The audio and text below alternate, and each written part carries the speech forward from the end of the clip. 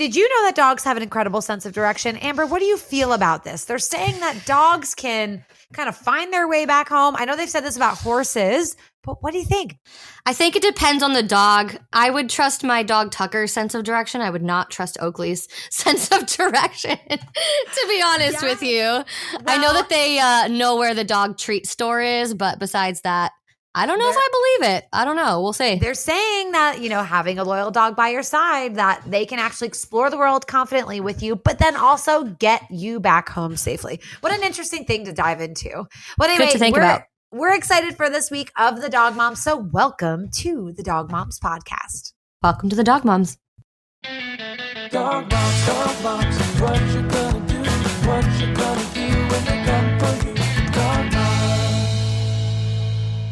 Hi, everybody. Thanks for tuning in today. We have a super special episode for you. We are actually interviewing Samantha Cope Lawrence. She is a talented actress, writer, and she's a passionate animal lover, which, of course, we're very passionate about ourselves. Yes, that's right. So there's a special connection here. We have actually worked together. I've worked with Samantha before, and she's really well known for her many movie features and TV shows that she's been in, including a movie that came out this year that I may have some special surprise. I was going to say, I'm pretty sure that you might recognize the dogs in that movie. You may recognize it. You may. But what blows me away is that she also is a writer for some of the movies that she's been in, and she is pursuing a very successful career as an actress while being with animals and having animals of her own.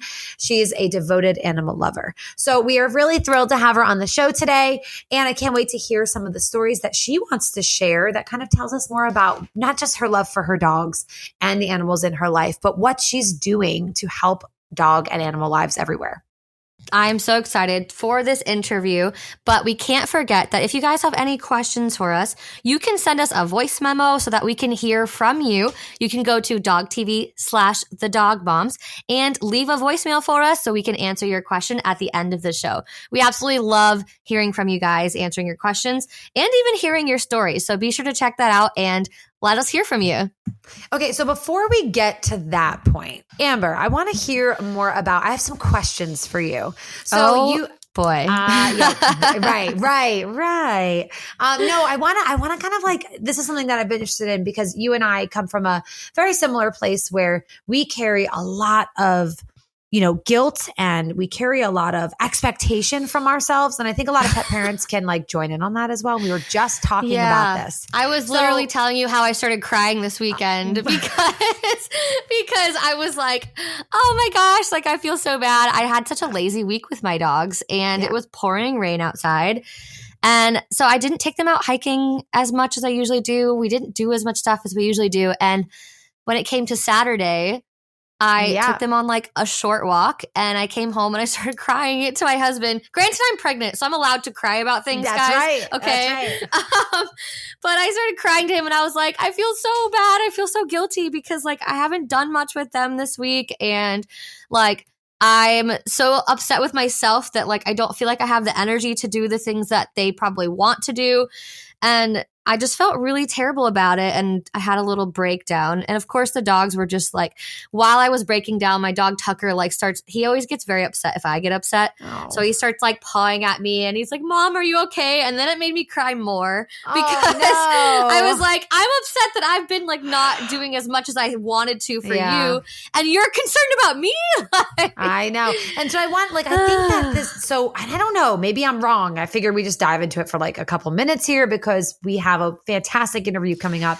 But what I wanted to see is like, it's almost like if you don't know, it doesn't affect you as much. Like if you maybe don't know about puzzle toys or don't know about dog sports, or know all this training you can do, and your dog just lives with you, then maybe that takes away some of that guilt that you kind of put on yourselves. But I think as you start to learn all the things you can do for your dog, then comes all the expectation that you should be doing all these things for your dog. And like the pressure that if you're not doing it, you're not good enough for your dogs. And I think what's important to remember is that like, try to get in your dog's position. I don't think they're sitting around going like, we didn't do agility today. Where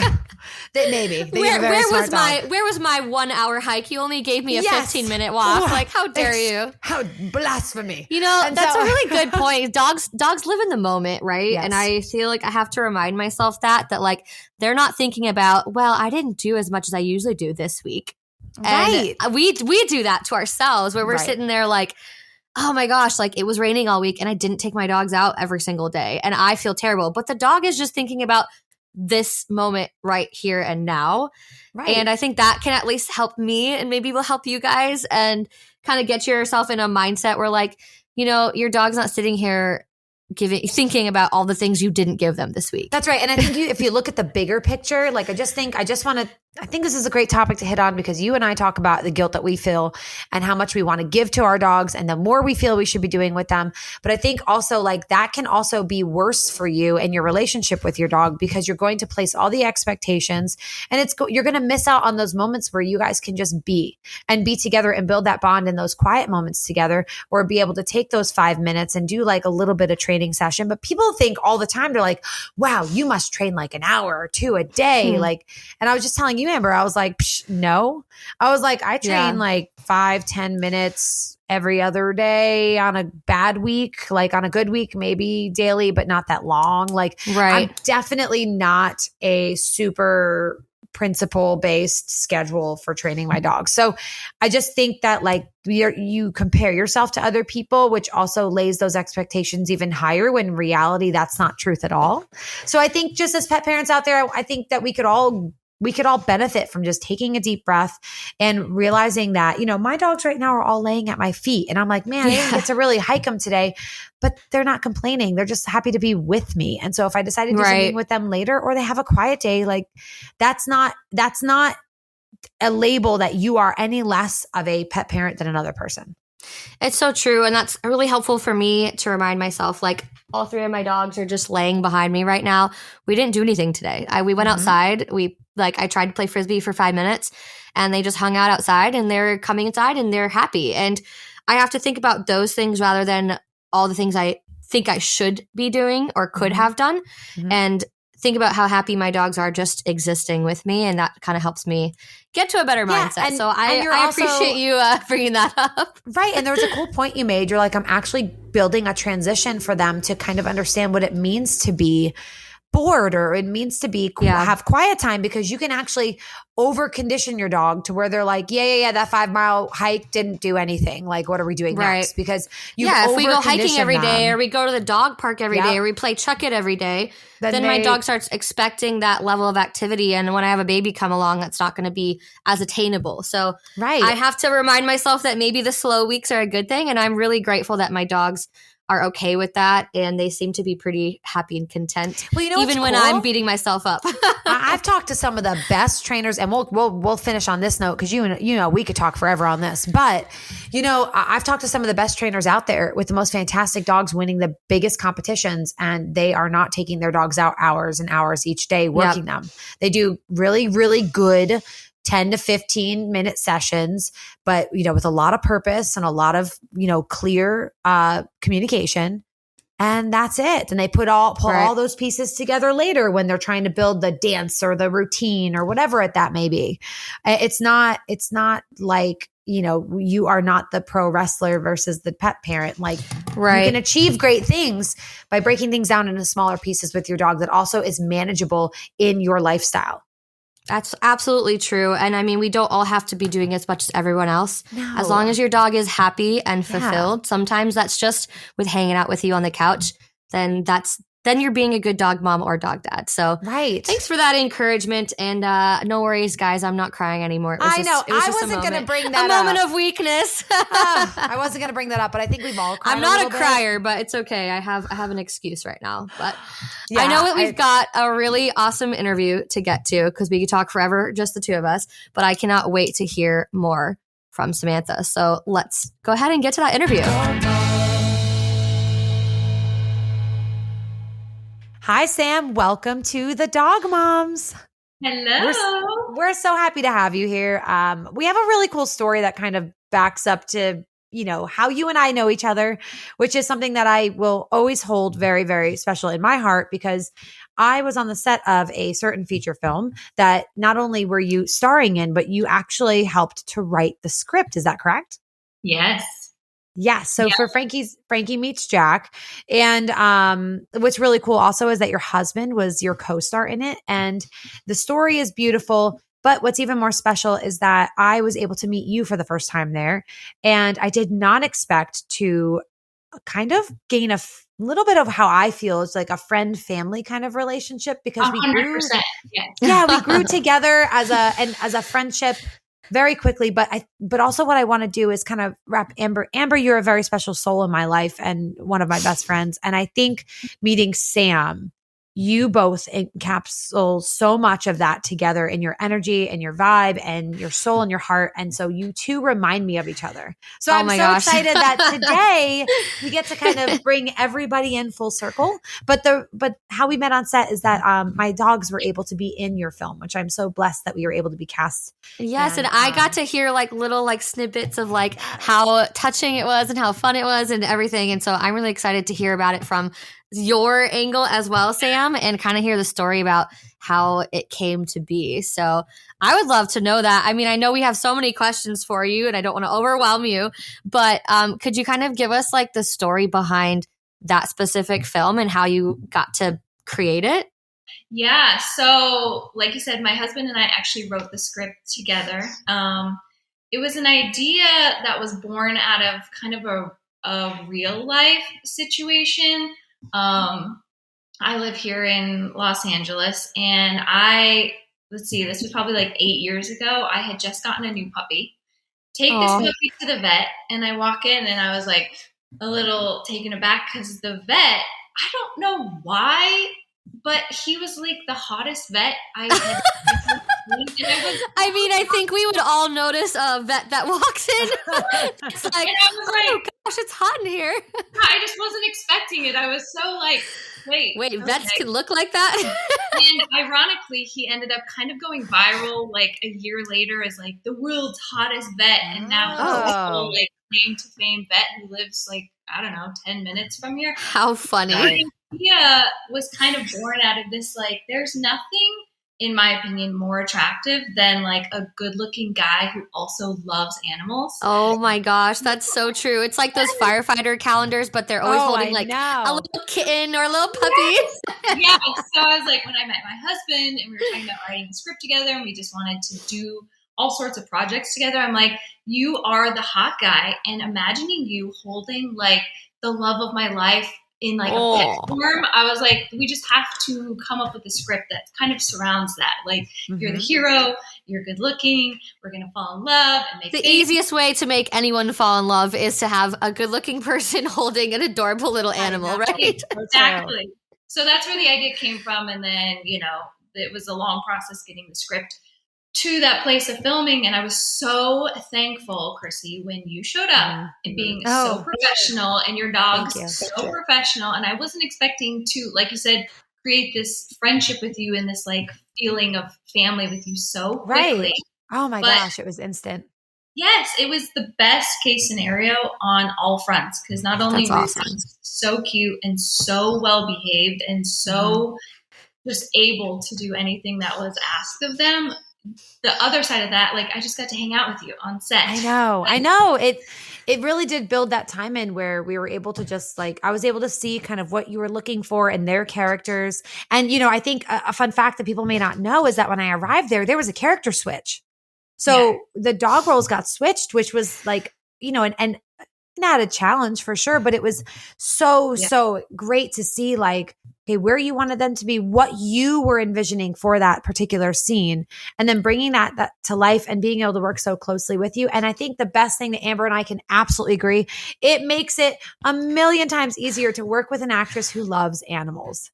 Absolutely. We can tell, the dogs can tell. That makes a world of a difference. And honestly, like I'm sure you both experienced, it makes working together on set actually enjoyable. And the dogs, like, it's like a real connection with the actor, and that shows through on the screen when someone is comfortable with dogs but also just like loves dogs and is willing to like learn how to work with them. And I'm sure with your own dogs, you probably have lots of experience of like, dogs maybe need a little extra time with certain things and stuff like that too.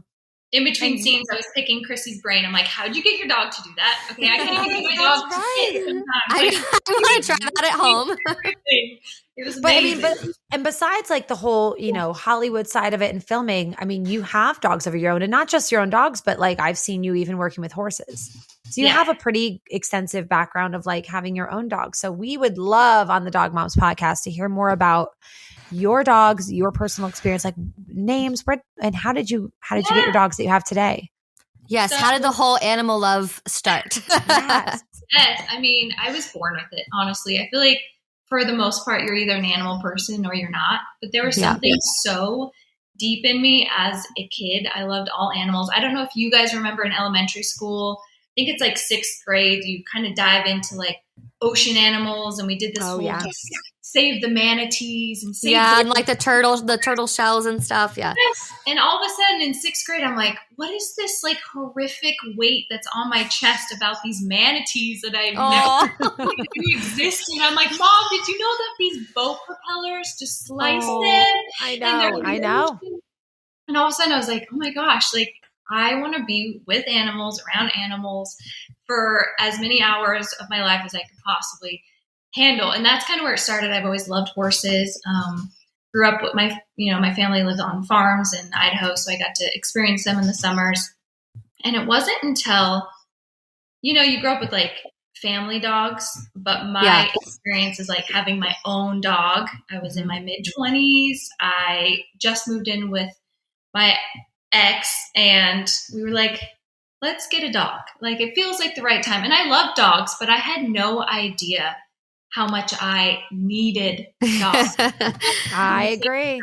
I was like, I think we all know that experience when we get that dog that is not our family dog. I mean, I know Chrissy had that experience. I had that experience. And it's just like completely changes the way that you even live life every single day, because the dog is not just a dog anymore. It's not your family anymore. It is like your little like child of a dog, right? Right. So, like all of a sudden it's not like, oh, I can run out because mom and dad are home to take care of it. It's like, this is it's like your life. Yeah. It's a part of your life. Thing alive. Like, it's a responsibility. Well, ironically, that first dog that we got, it was an American Bulldog. And we got him about 1.5 years old, and we knew his previous owners.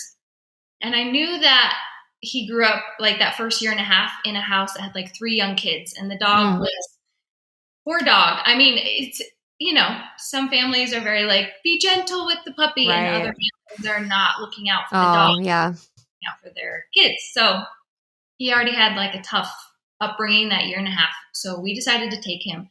And this dog was the most cuddly, sweetest thing, just wanted to be on the couch, wrapped in blankets. But then unexpectedly, randomly, at like about 6 months after we got him, he would show real signs of aggression, which I was not expecting. I knew he had like kind of a rough start. Right. Some sort of trauma in his past. Yes. Something was triggering him really bad. So, I'd take him to the vet.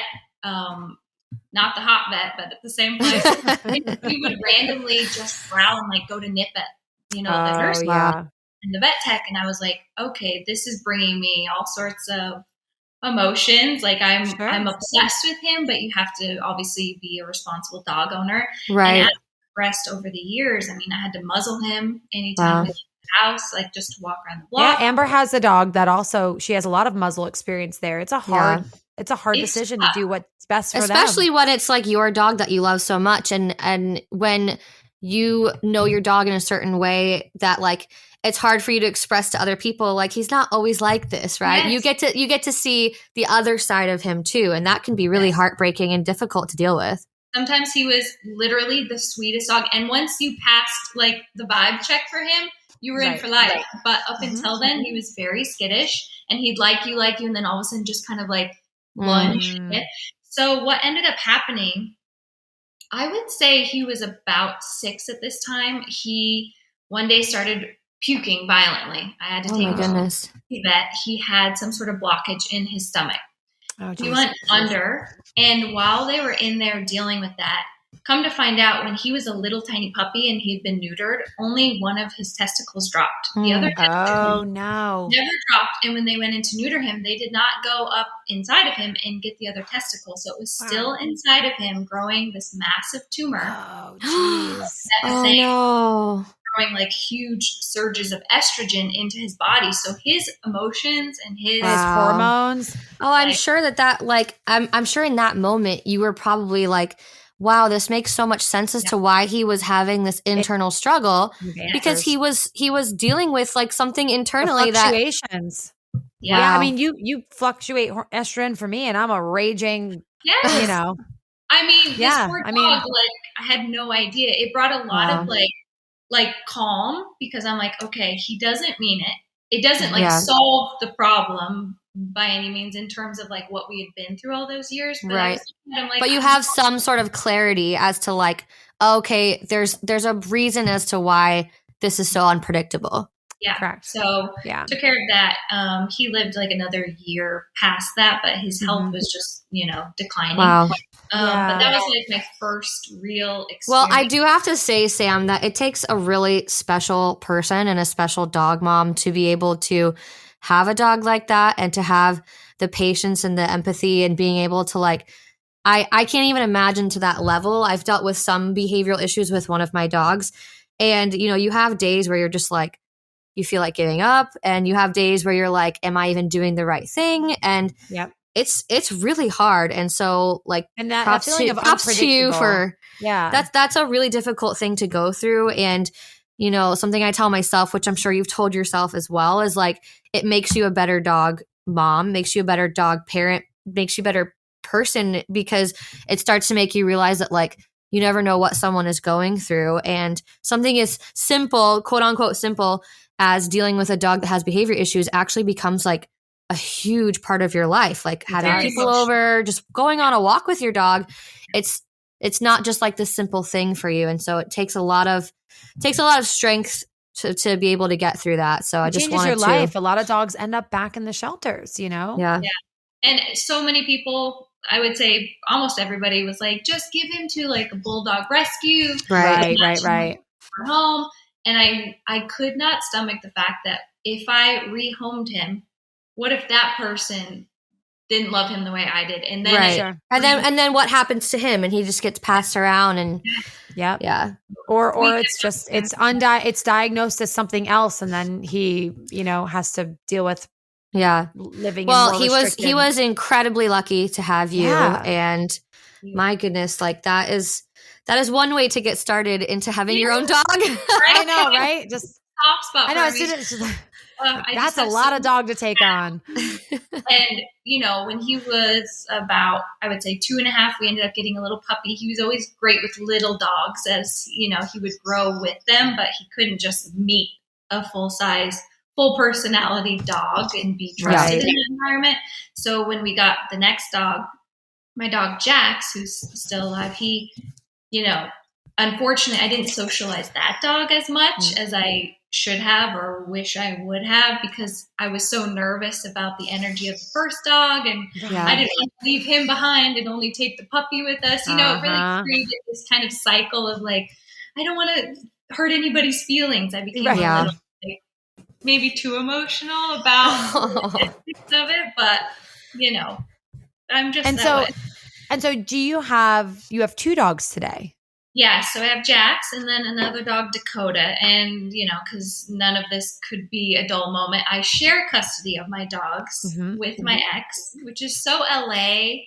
It's so, I'm so attached to them. He's attached to them. You're like, we both love them, so we need to share them. You know what, though? Like, I think if anything, you're offering your dog like more mental stimulation and physical stimulation by letting them have like these different experiences. In their mind, they're just I was going to say the dogs just have like more people that love them. So they probably are like, oh, it's adventure day today. Yeah. Like, and they're like, we get 2 Christmases because we're family. Like, how fun is this?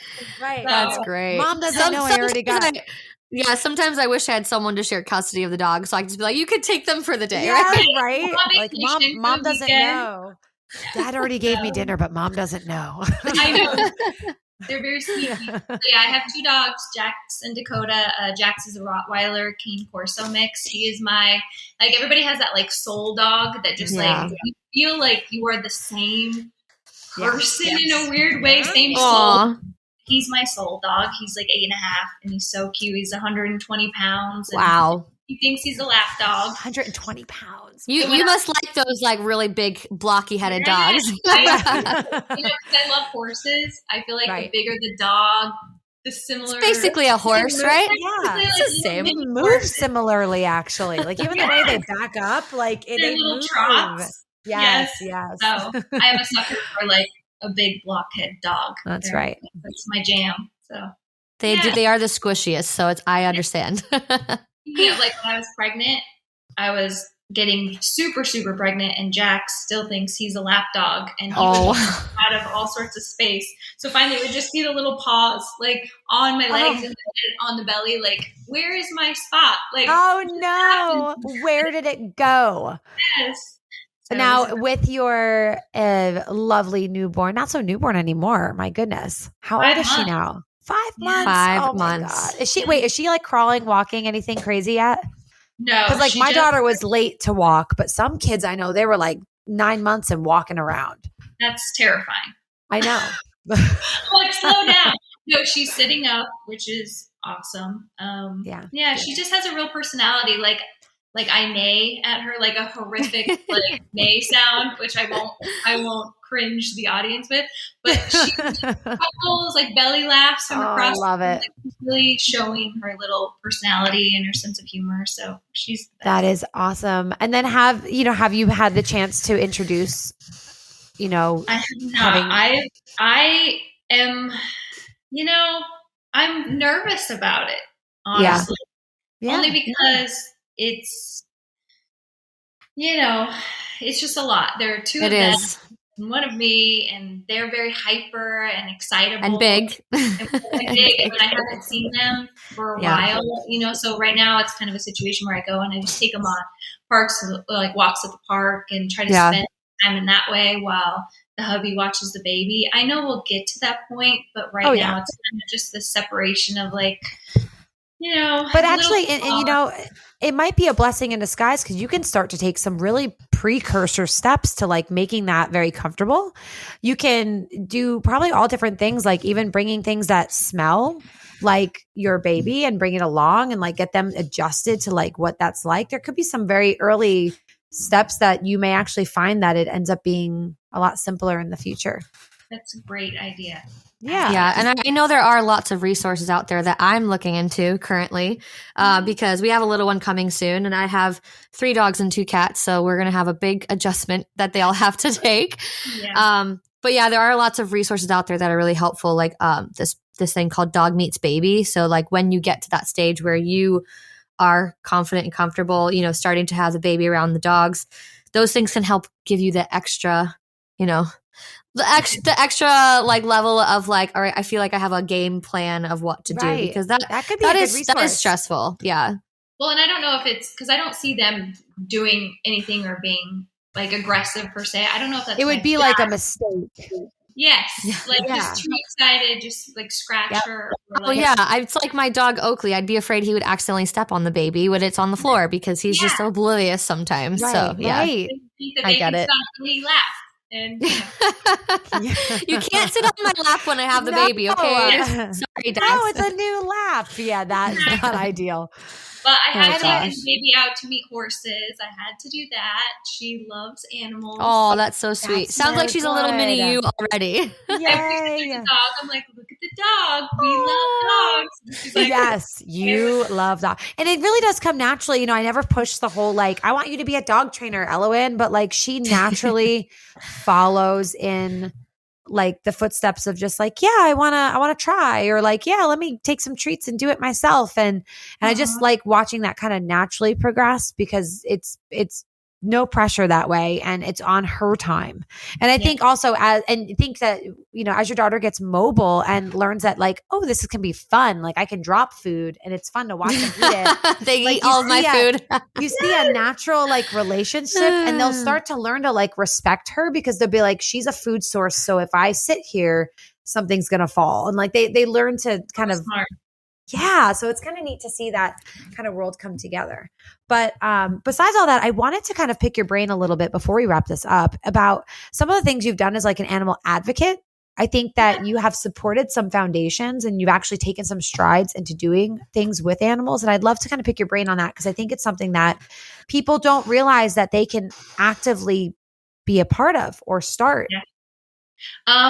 You know, in terms of animals, like I said, I'm just a real softie, sometimes to my detriment. I started going to like local animal shelters, and it really just kind of bothered me because you'd scroll through the shelters and the pictures of these dogs are so horrendous. And Yeah. they look like battered and they're fuzzy and they're weird. I'm like, nobody's going to adopt this poor dog. No.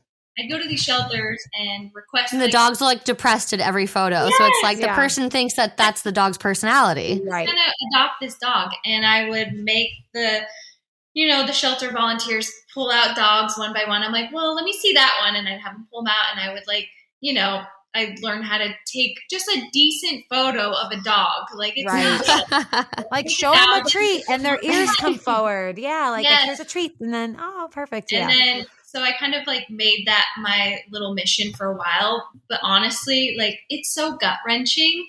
So Mhm. trying to find that balance of like, take the little steps that you can. They'll make a huge difference.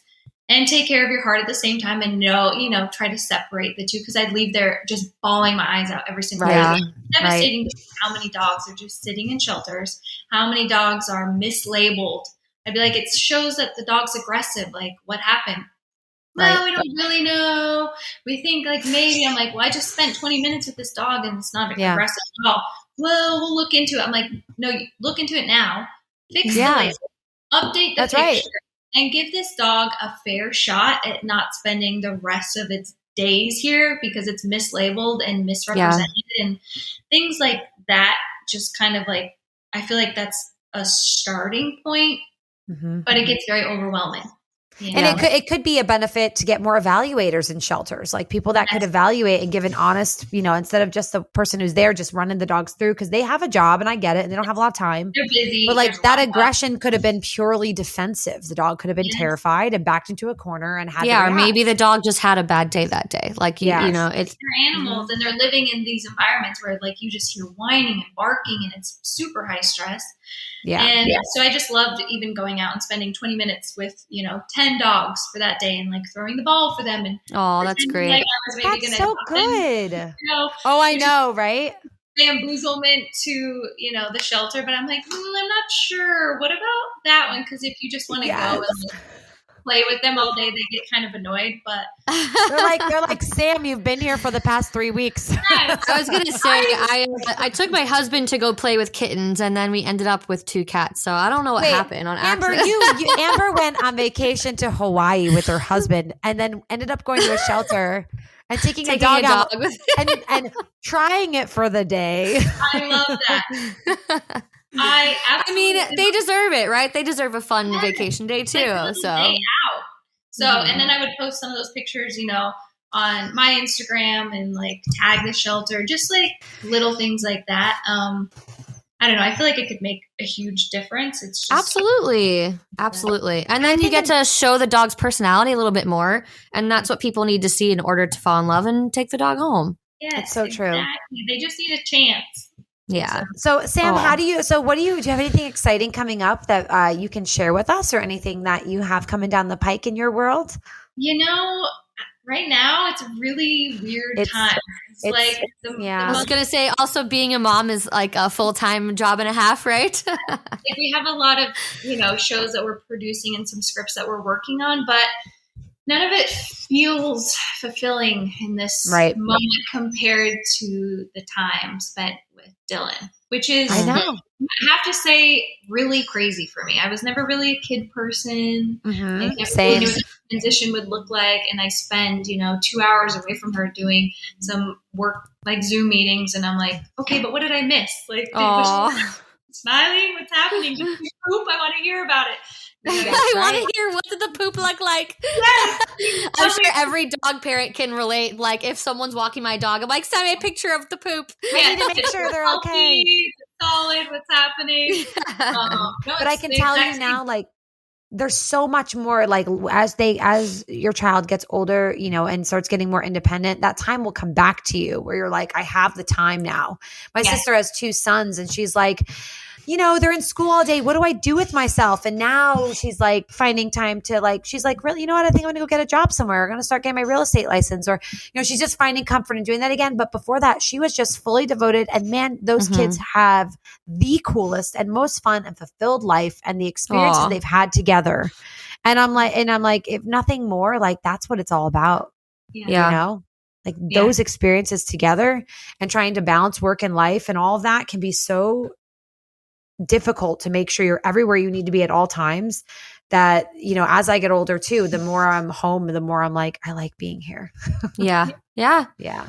There's always time, and there's always more opportunities later on, and you don't want to miss those little moments. And especially like if that's where your heart is calling you, then that's what you should be doing for sure. And we've talked about mom guilt before, and like how mom guilt runs high, not just for your children, but for your dogs. You feel like you have to, you have so many expectations that you need to be doing everything all at once.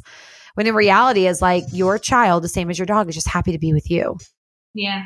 Just taking that moment to be in the moment and not stress too much. That's what I love about dogs so much. I'm sure you guys have seen it, but it's like a picture of like a guy and his dog, and they're sitting there and the guy has this little thought bubble about like 1,000 things. And then the dog's just thinking about him. Yeah. It's like, I'm just so happy to be with you right now. And it's like, you know, my husband and I literally every day when we walk the dogs together, either I say or he says, we're like, man, we just need to like live life a little bit more like our dogs. We're like, going on a walk is like the best part of their day. And they are so happy to just like be walking down the street and not stressing about all these other things. They're just sniffing things, and they are living life like to the fullest. And we try to like remind ourselves that, but yes, it's so they're true. a bunch of freeloaders, you know, they don't have the stress, but at the same time, they're just like the ultimate hype men, you know? Yeah, like just living present. Like just, I think that we all struggle, especially today where everything is what's coming up next. Let's scroll. Let's see what's new, what's happening now, who likes who, how many likes are we getting? We're so wrapped up in gratification and moving forward. Like, whoa, because you're going to look 5 years down the road and be like, what was I doing with my life? What was I prioritizing? And your dog's just like, your dog doesn't live as long so that you can learn to live like that. And that's what really matters. It's one of like life's greatest mysteries and like upsets. I'm like, one day when I get to heaven, I'm going to be like, why? Why do dogs age so quickly? It's so unfair. It is. It is. But it gives us all the right reminders. And I think that's like our biggest point in what's been so beautiful about this interview with you today is just reminding ourselves that like, even with a bustling career and wonderful things around us that we're so blessed to have had and experiences that we continue to have, what matters most in life are sometimes the most simplest moments. And they're also the most paramount, which is like your family, you know, and being in the now and slowing down. And because when our time is up, I want to look back and remember all those moments. It's not going to be the award I won or the title I got or any of that. Yeah. That's so true. I mean, when you look back at your life with your dogs, with your kids, everything, you think about those special little moments that you had with them, not about everything that you achieved and all the things you accomplished. And that's something that we have to remind ourselves in the now to try to live like our dogs a little bit more. Enjoy the moment that we have in front of us and appreciate it to the fullest and most that we can. Go sniff some butts and relax. I don't know about that one, but they're doing it right. I love it. I am so glad to have had you today, Sam. You have made my day. I have missed seeing your beautiful face. I know we keep in touch a lot. Yes. I need to come out and visit. We need to come out and visit. But I can't thank you enough for spending time with us today. And I hope you give Dylan the biggest smooch for letting you be here today while giving her some time, maybe with her daddy. And I hope to see you soon. But thank you again for meeting with us on the Dog Moms. Thank you, girls. Thanks so much for coming, Sam. And we get to see more of your face by watching Frankie and Jack. So we'll check that out. And let's do it. We'll tell our listeners to check that out too, so that they can see that amazing little story, which I'm excited to see as well. Yeah. Awesome. Thank you, ladies. Thank you, Sam. Nice to meet Bye. you. Bye. Bye.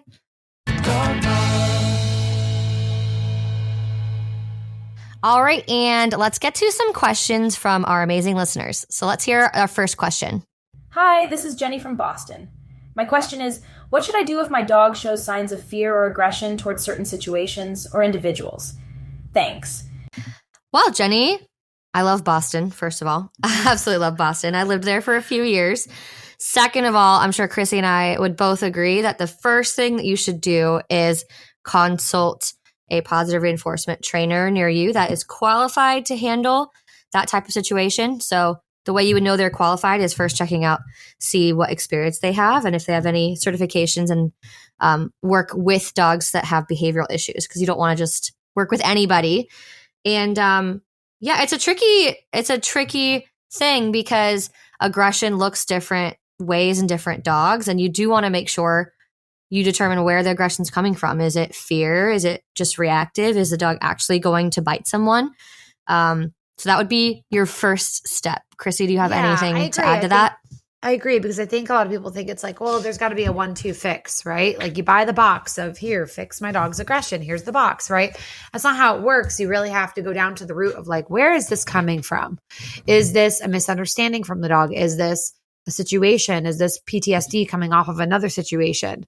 Is it overstimulation? You know, there can be so many purposes that dogs find the need to react in those kind of ways. So yeah, so finding the root of that cause, I would say, is the most important thing, and then moving from there. But I would think, you know, at this phase, if that's what you're dealing with and you're still in the notion of working through this before you find that trainer to work with, then I highly suggest that you create distance between that dog and those situations, and create distance in the area that you can still gain success with your dog in the daily walks or whatever it may be that you're seeing these happen, or remove your dog from situations where you're seeing these things. If you're taking your dog to a dog park, he's getting overwhelmed and then he's reacting poorly.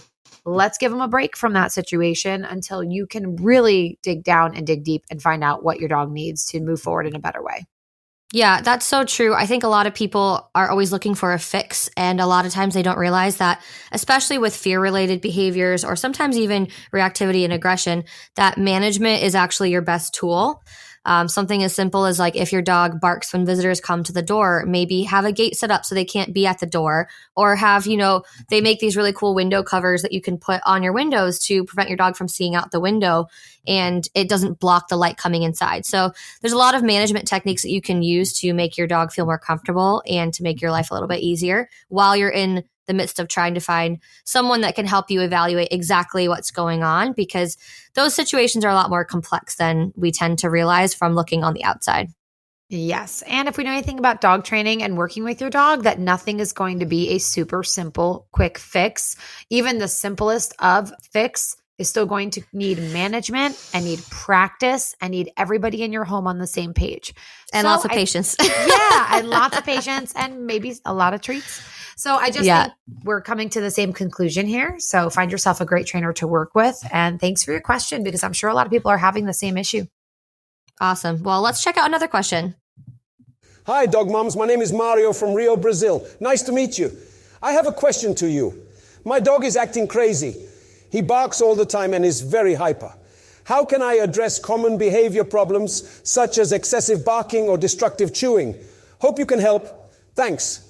How can I address common behavior problems such as excessive barking or destructive chewing? What would you do? Well, for me, that's a great question, because first of all, I want to look at the age of the dog. And if it's a puppy, that's something more that can be expected. But if the dog is older, then perhaps we've got something else going on, or there's been a change in environment, or if you just got the dog brand new. I want to know more about that story of that dog. However, when I see things like destructive chewing, basically what that's telling me is the dog has a need to fill that's not being fulfilled. And so therefore they're targeting the things around your home, and maybe they don't have enough of their own resource in a safe area to use and chew on for themselves. For example, if they're chewing on the legs of your kitchen table, then maybe you need to have gates or a special spot, which I know you've done, Amber, to have your dog to be able to stay and maintain in a certain area and only have access to those things that are going to make chewing actually make sense and be safe for you and the dog. That's so true. And I think it's really great that you mentioned, like, is this what age is the dog? But also, like, is this a new behavior that has just started? Because if you've had a dog for 5 years and all of a sudden they're chewing things up, there might be something going on with your dog that you don't realize that could be upsetting them. Maybe it's a sound. Maybe it's stress when you leave the house. All of a sudden your dog is destroying things. Maybe it's separation anxiety. So those are things that we want to look into. Now, if you have a new dog or your dog has just kind of always been more destructive, maybe they're not getting that appropriate outlet that they need. So maybe they need different options to chew on. Maybe they need more exercise. Exercise isn't the only way either. We can mentally stimulate our dogs and give them enrichment toys, things like that. But there's a lot of things we want to look into to figure out the why. And remember, your dog, this is always like my favorite line, but your dog's not trying to give you a hard time. Your dog is having a hard time. So whenever you see these quote unquote problem behaviors, usually there is a good reason why your dog is doing this. And so that's the first thing we want to look for. And then we want to provide solutions to that. So giving your dog options to chew, and maybe management. If your dog just started getting to stay out in the house instead of staying in their crate, maybe they're not ready for that step of freedom yet. And so we can slowly start introducing having more freedom where they can start being trustworthy in the house a little bit. Right. And that goes with excessive barking. I think they go hand in hand. And so I think, like, not for you to also sit home and try to figure it out yourself, but again, like, find a trainer that you can work with, like, especially positive reinforcement, someone that's going to use rewards so your dog wants to volunteer this good behavior and learns the proper path to go down, right? Don't touch the hot stove, but go use this instead. Like, it's the same for children. We want to teach them the right path, make the right choices. And so, with excessive barking, I think that goes hand in hand. You can have someone actually come in your home and they can kind of see the situation. I had somebody, this was back when I worked at a vet, so I wasn't actually a dog trainer at that moment, but all these issues we thought was separation anxiety, all these issues were coming up. Turns out it was all because of construction next door. And because there was construction next door, that's why this husky was destroying doorways and trying to escape and freaking out, because there was jackknives and like all this sound that it was like, oh, that's why. So there's so many. Yeah, and that's something that, like, maybe you didn't think of, right? Like, you wouldn't have thought, hearing from someone like, my dog won't stop barking. Maybe we have to look at the scenario the dog is in and find out what's going on. Maybe it's an attention-seeking behavior. Maybe it's a stress-related behavior. Barking and destructive behaviors can be, it could be sourced from so many different things that dog is going through. And so the first thing you have to do is figure out why the dog is acting this way. And then we start looking towards solutions. So I think that's a good question. Really great story too, like with the husky. That's a really great way to look at it. Yeah. All right. Well, we do have one more question. So let's jump to that question and see if we can help them out a little bit. Hi, Amber and Christy. My question is, how do you keep your dog entertained and stimulated when you are away or busy? Thanks. This is Gareth, by the way. That's a great question. I know Christy's like the expert at getting her dogs, giving her dogs all the stimulation that they deserve. It's actually funny that, one thing that's cool, which obviously this podcast is put on by DOGTV, is DOGTV is one of my favorite go-tos when I leave the house to make me feel a little less bad about leaving them alone all day. And it really helps them kind of stay engaged in something. But also, and I don't know about you guys listening, but when I have the TV on, especially DOGTV, because it's engaging them specifically, it reduces barking. It reduces those separation anxiety behaviors as well, because there are things blocking those outside noises and distracting them from being alone, which I find really helps a lot. And I know when you're away, it depends on your household, but if you have multiple dogs, it can look a little bit different if you have one dog. But I know Chrissy is like a huge fan of certain toys. So do you want to dive into that a little bit? Yeah. And I wanted to also make a note, like, I find this fascinating, and I bet you we could talk to someone who like dives into the psychology of dogs. But when I'm home, I'll leave the TV on even when I'm not watching it, and I'll leave something on like DOGTV, because the dog gets used to the presence of you and the presence of that TV being on, and they kind of pair it in their mind. Yeah, that's a great point. So that when I leave that TV on. So even when the dog's napping or in and out of consciousness, like hanging around, like sleeping, awake, their physical and mental like memory of home is like they pair that with you being home, and so just those sounds can be a calming effect because when it's you're comforting, home, right? It's Yeah. like it's like the same thing that they're used to when you're there, and Right. it's not like this aching silence of when right, you're gone. or abrupt change where they're like, I'm not even Right. watching it because where did mommy go? Like they kind of get used Yeah. to those go together. Well, and that's something to So- actually like think of too, is if the only time you turn on the TV is when you're gone, right. is that becoming a trigger for your dog to Yeah. know that you're leaving? Yes, So and they- that's a yeah. great thing to think about So too. just think about pairing those things together so it's less of a, adjustment. But anyway, I do love to use puzzle toys, and I have gotten kind of cunning with the use of my puzzle toys because I'll take breakfast and I'll kind of leave gates so the dogs, are separated, have their breakfast with puzzle toys to burn out some energy before I leave. And then when I do leave, what I like to do is, the puppy gets crated for his own safety, but he gets like a Kong or something in there that's been in the freezer. So that takes a little while.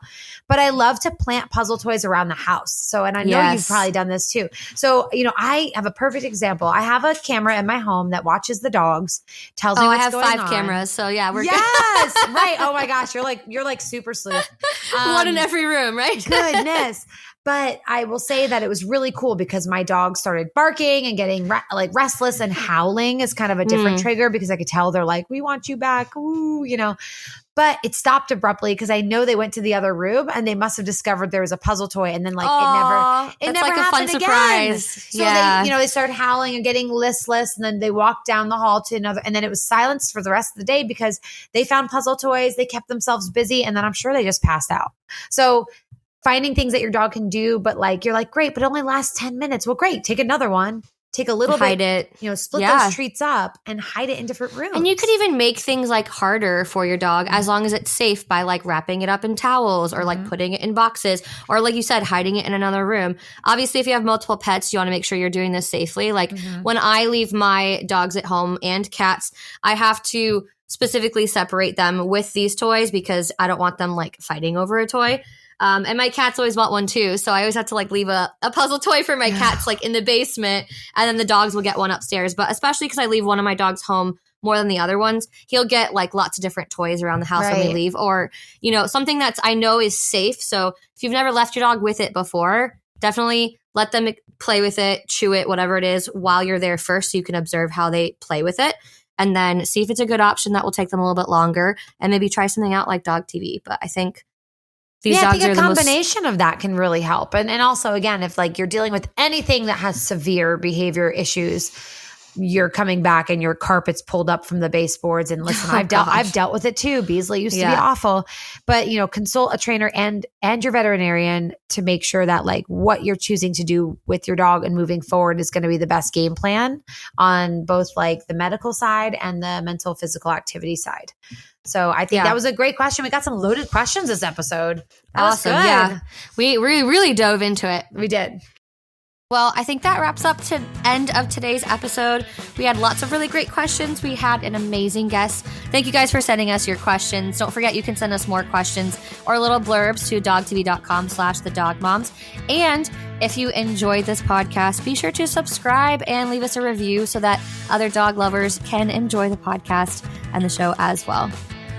Have a great day, everybody. And remember, until next time, stay positive and have the best time with your dog and your furry friends in your home. And don't forget to go out there and just have fun with your dog. They just want to spend time with you, and cherish every moment that you do get with them. So we'll That's see you right. until next time. See you on the next episode. This is Chrissy Bye. Joy. Oh, I'm Amber. Amber Carr, whatever. That's me. Dog moms, dog